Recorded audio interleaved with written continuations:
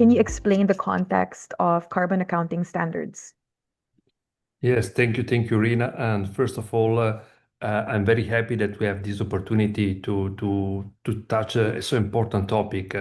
I like to share only one figure because I think it's very useful to understand the context.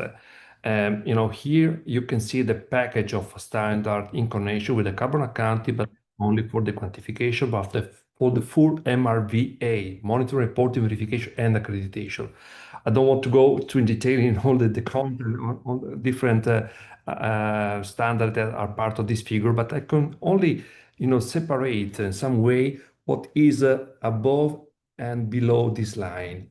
Because the standard above are the standard for the quantification. And when I say quantification, I mean quantification of the impact of an organization, the greenhouse gas inventory or carbon footprint of organization. The 64 part 1 standard is leaded by Roiman in terms of developing the revision.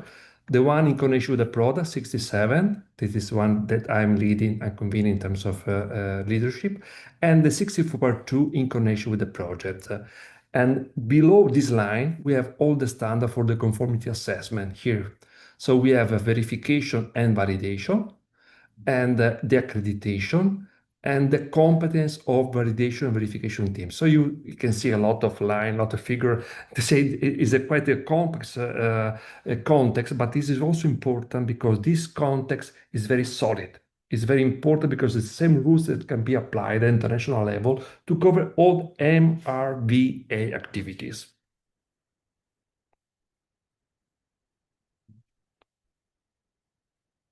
Yeah, I think we can maybe move and I try to be short and know that we have more time for conversation. Yeah, so I was writing down a few notes. So again, so that's the context of the carbon accounting standards. And now I'd like to ask Roiman, why are ISO standards, so we're here to talk about ISO standards, why are they important in legislation, whether it's in Europe or elsewhere?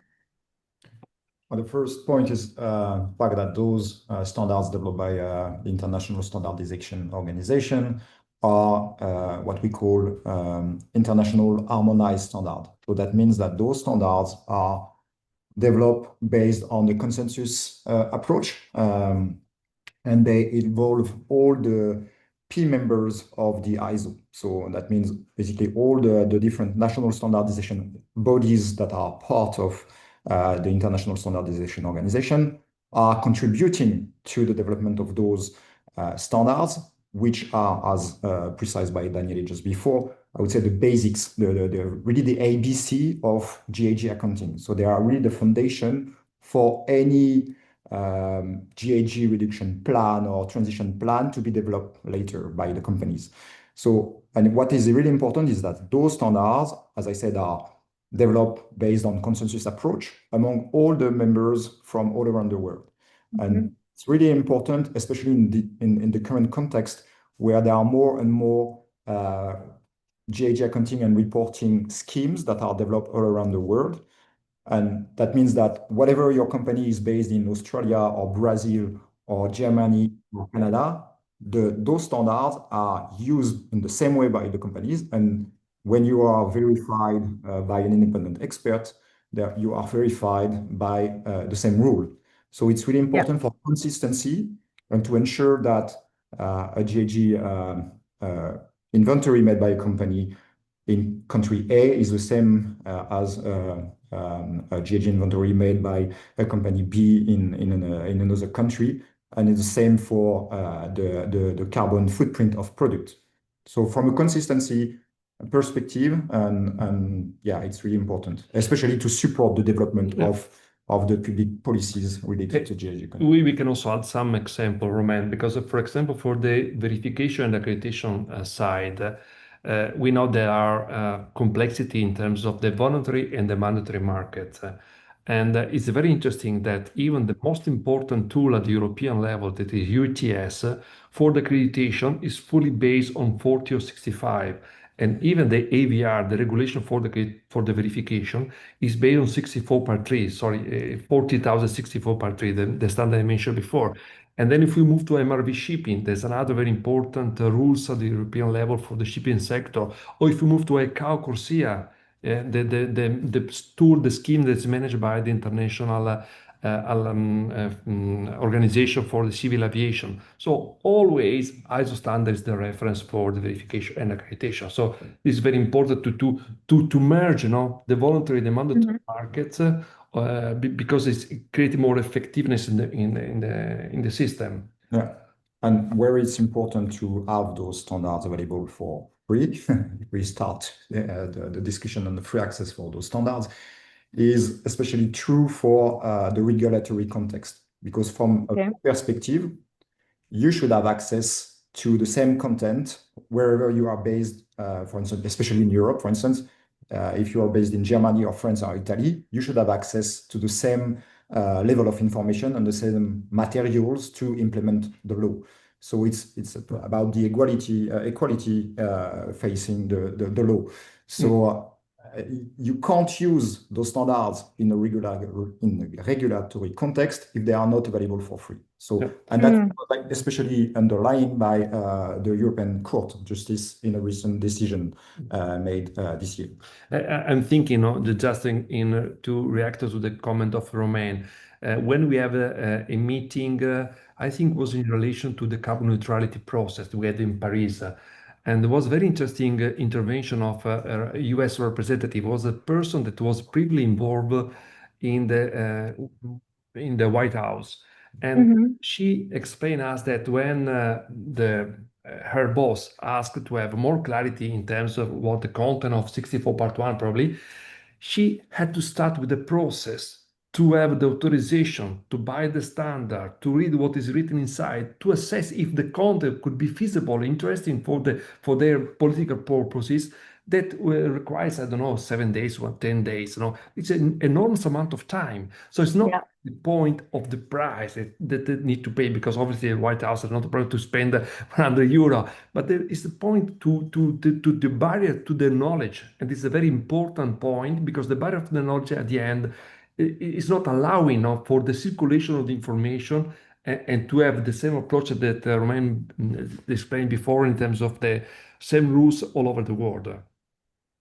So it's not just financial barriers, but you're also talking about like bureaucratic barriers to getting the ISO standard. Yeah, it's a barrier to the knowledge. I give you another example. A couple of weeks ago, 2-3 weeks ago, was approved the new legislation for disclosure, carbon disclosure in the Californian country. And the Climate Corporate Data Accountability Act, the CCDA. Exactly, Rina, you're more precise than me. And well, exactly the point. And we in several organizations put the comment to say why you don't use ISO standard in your disclosure mechanism. And the answer was very easy. We didn't take in consideration the standard because there is the cost barrier. And this is a pity, because it's not allowing the same common approach we described before. Yeah. So again, and this is going back to what Romain mentioned, that this, when it's something that's regulatory, you need to be able to have access to it. It needs to be freely available. And I also appreciate what you said about having a common language for policies that could affect different countries, or different parts of the world. Having this common language through an ISO will make policy making much easier. I don't know if you have anything else to add, because we already touched upon the third question that I had, which is why it's important to make them freely available. You already started talking about it, Romain, but I don't know if you have anything else to add. You mentioned that in terms of regulatory aspects, it's important that they're free. Sorry, you can tell the story on the CSRD, on the difficulty to consider ISO standard in and it's especially linked to this challenge. Basically, in Europe, you have the CSRD directive, which mentioned a few times the ISO 40064 part 1, but only refer to the document and don't use it as a direct usable standard to support GHG accounting, GHG inventory for companies, especially because this standard is not on open access, which is a shame, especially knowing how those standards are developed involving lots of experts all around the world, also developed by a lot of public funding, actually. So it's a bit odd to standard developed by I would say in a common joint effort from public services and from private sectors, if at the end of the day, at the end of the process, those standards are not available for everybody with the same level of equality on access to those standards. So, and especially in 2025, I mean, we are all in the context, or we are all talking about the emergency regarding climate action and so on. I mean, we don't have any more time to put barriers on the very basic thing, which is just accounting for GHG emissions. So it's like as I say, it's the ABC of the mitigation activities.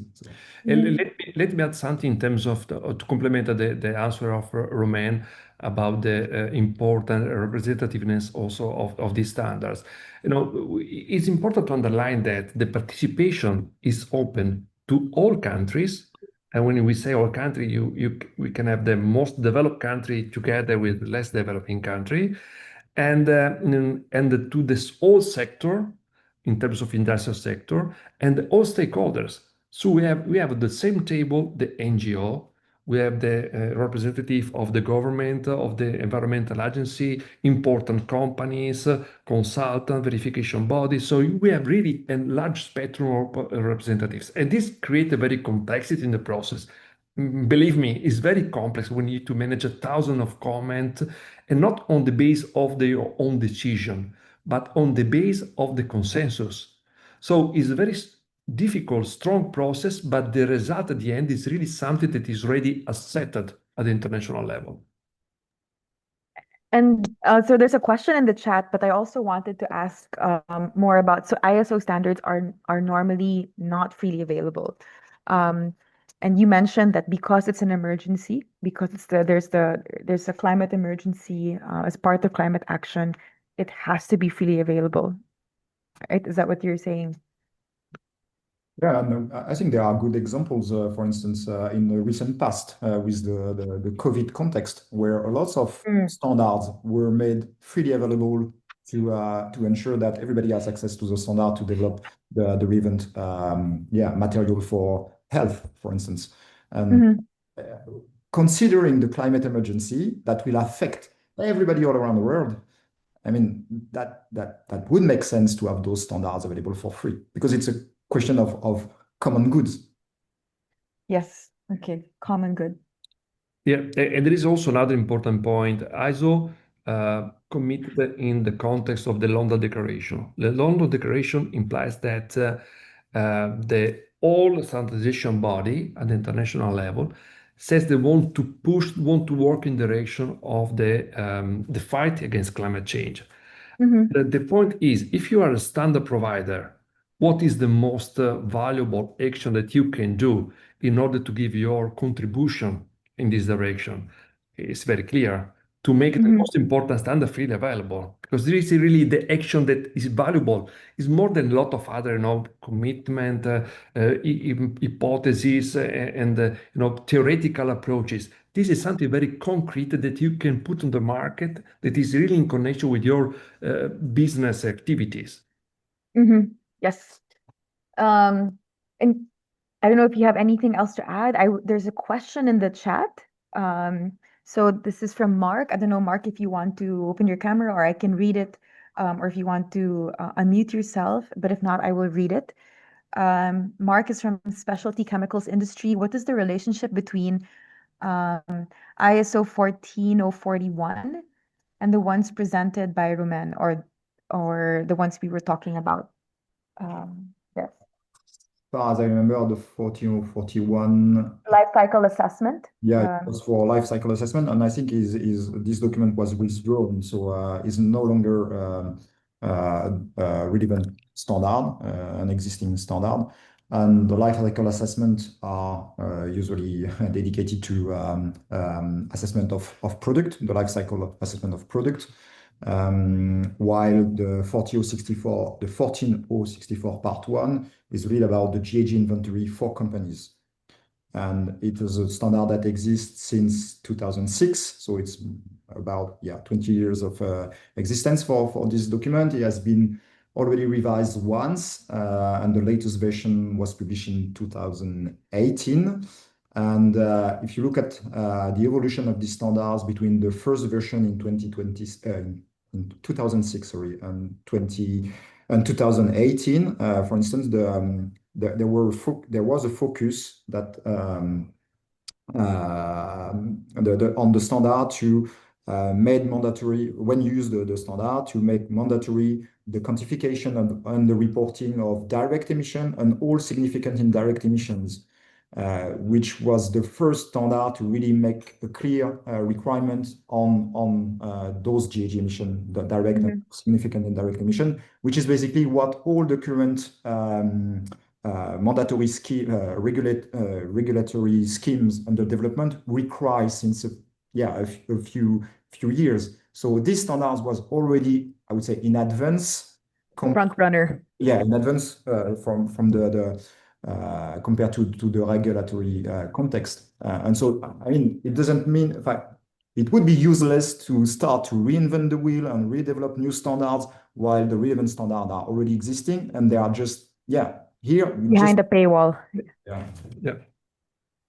So for those in the chat, for those who just came in or for those who weren't there at the beginning, I posted links to the standards that we're talking about, or at least the standards that Daniele and Roiman also convened or coordinated.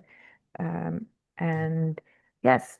And I think it's, just if you may, I think it's also important to say that back in 2022, all the members of the climate subcommittee of ISO clearly require the free access of those standards. So it's already a question that were asked back in 2022, and we are now in 2025, and those standards are still not available for free. So what are we waiting for?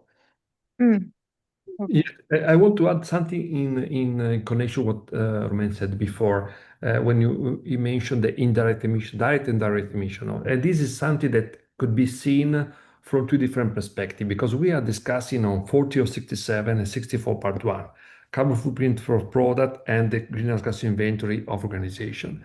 And in both sides, even if the perspective is completely different, no? Because in one case you have the product under investigation, the other case you have the company, the full company under investigation. But the point is always to extend the view not only to the direct emission. So in the case of product, you have the core emission, the process, then you have upstream and downstream.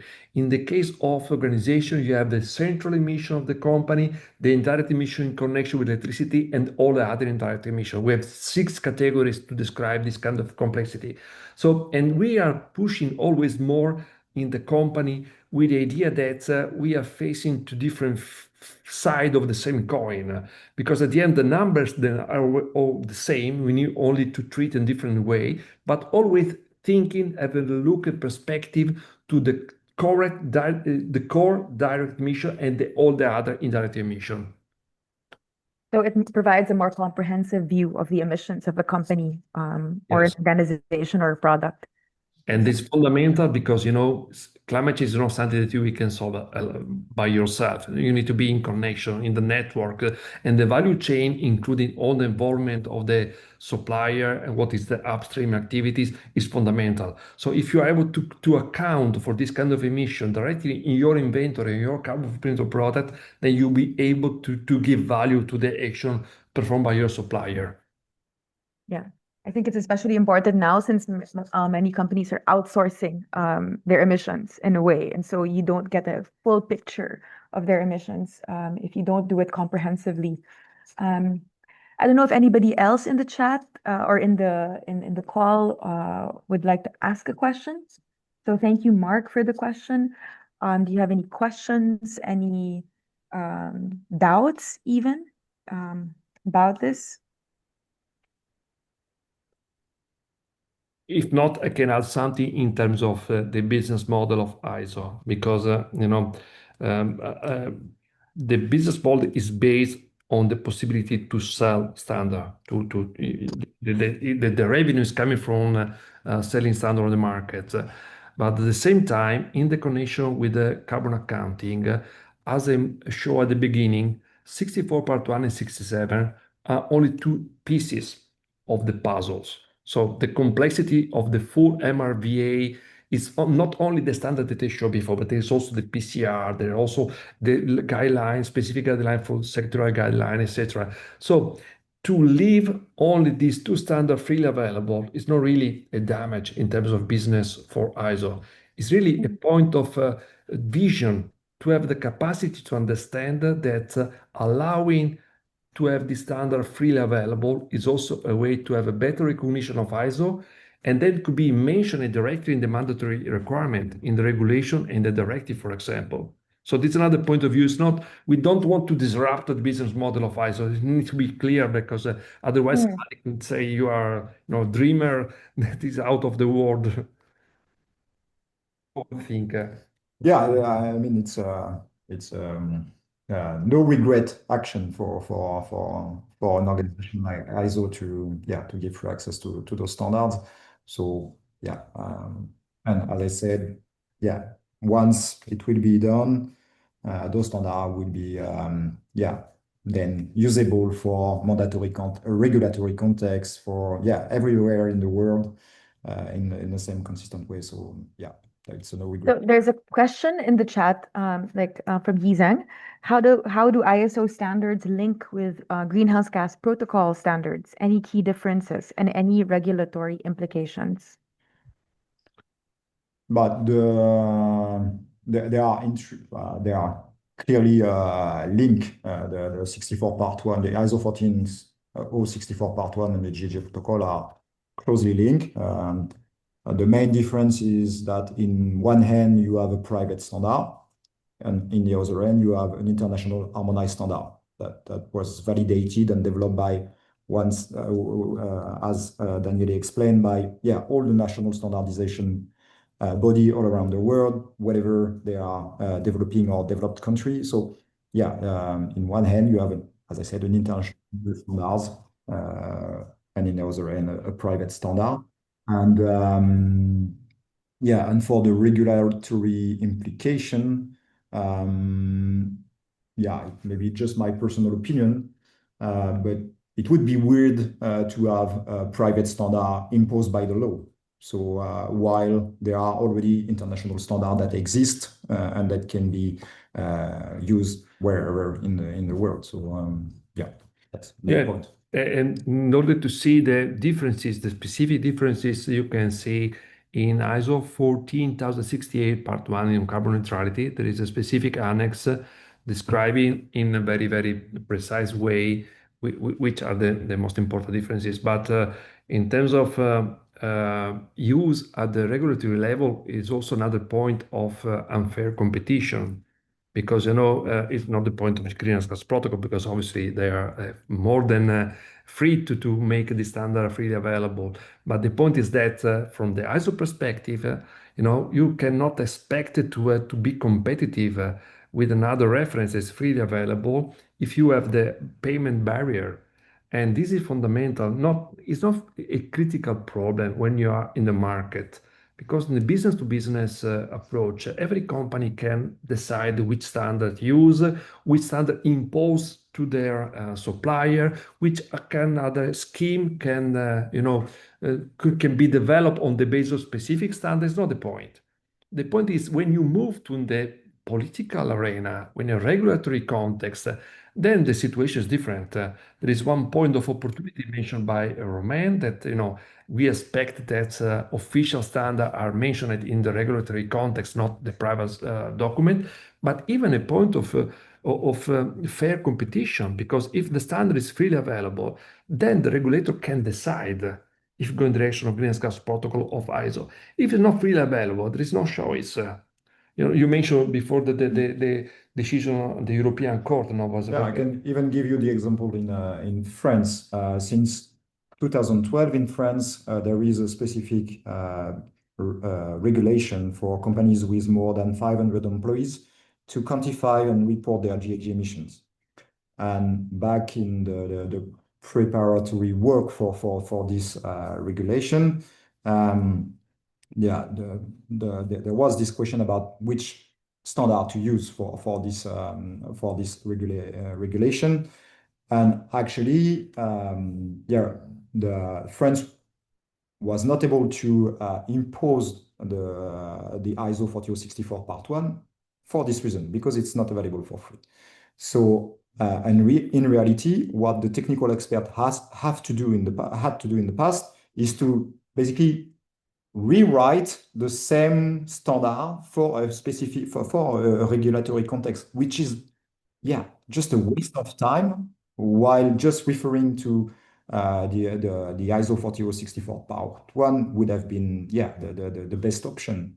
And so the regulatory context in France is based on the 64 Part 1, but it's not directly the 64 Part 1. It's just I would say the translation of the 64 Part 1 into a free mandatory methodology. So once again, it's a waste of time, a waste of money for experts, for public services, and so on.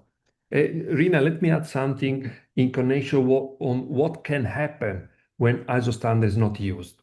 Because otherwise, we are only thinking in theoretical direction, but in the CBAM, for example, the carbon border adjustment mechanism, there's very, very important legislation that is under discussion even now, and the bond intersessional on the United Nations framework for climate change, and there is a discussion on CBAM. And CBAM has been developed by European Commission on the basis of their own rules.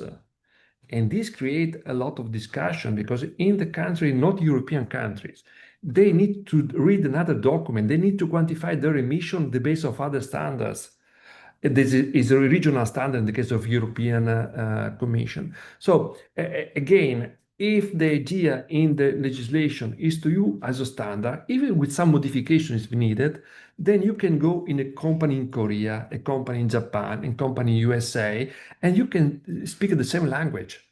If you don't have the ISO standard, the common language, it's like, Romain speaking French, speaking Italian, maybe we can understand something, but not all the point that we want to communicate in some way. Yeah, and I think so Yi mentioned very good point. Thanks. I work in corporate reporting space in the UK. Greenhouse gas protocol has been referenced more here in the UK for corporate reporting. And so and as your point was, ISO risks becoming obsolete because there isn't a fair competition between existing standards that are freely available.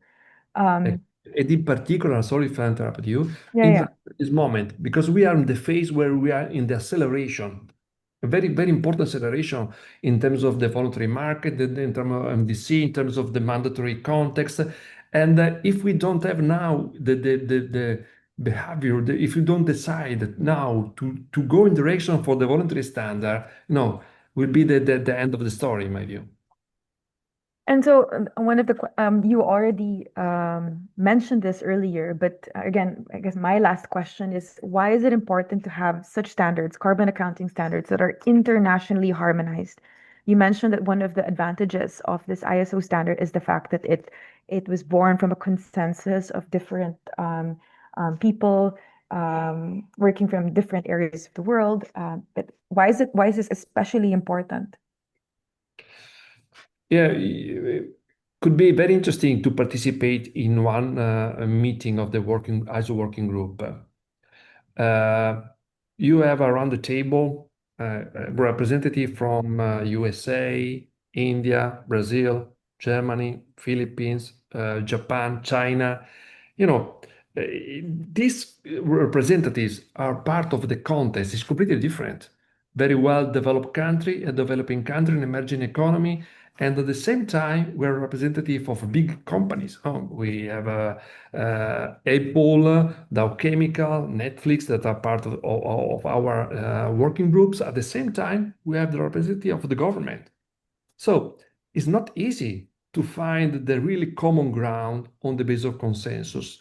But this activity that is very complex is exactly the answer to your question, Rina, because this gives the value.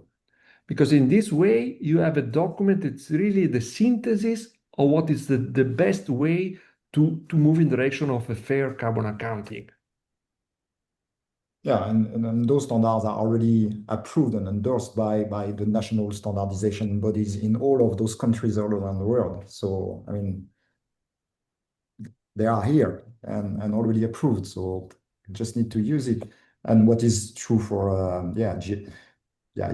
it's the same for any kind of standard. Would you use, I don't know, would you buy a helmet that is not built and certified under a specific standard that is commonly accepted and endorsed by your country and for instance in Europe by all the European countries? You won't. I think you will never buy a helmet that is without any kind of certification. So it's the same for and because you know that this helmet answer the same specification in Italy and in Germany and France. So that's it. But I wouldn't buy it if there's something that's free, given to me, right? So I will go for the helmet that's free rather than having to buy one, or a helmet where I would have to go through hoops and bounds just to get one. Yeah. So, I don't know if you have if there are any other questions. What can we do now? So we're here in this conversation. We're having this conversation about making the standard freely available. I mean, I posted a petition, but what can our other audience members do to accelerate this petition? So we continue to work inside ISO with the subcommittee, with the working group that want to push in this direction. Obviously, it's our responsibility from our side. We expect that some pressure will arrive even from the market, from the users of the standard at the national level, because remember, ISO is a body at the international level, but is composed by the single national standard bodies. So you have AFNOR in France, you have UNI in Italy, and so on. And so it is very important that everybody try to make pressure in this direction, and then it's the only thing we can do.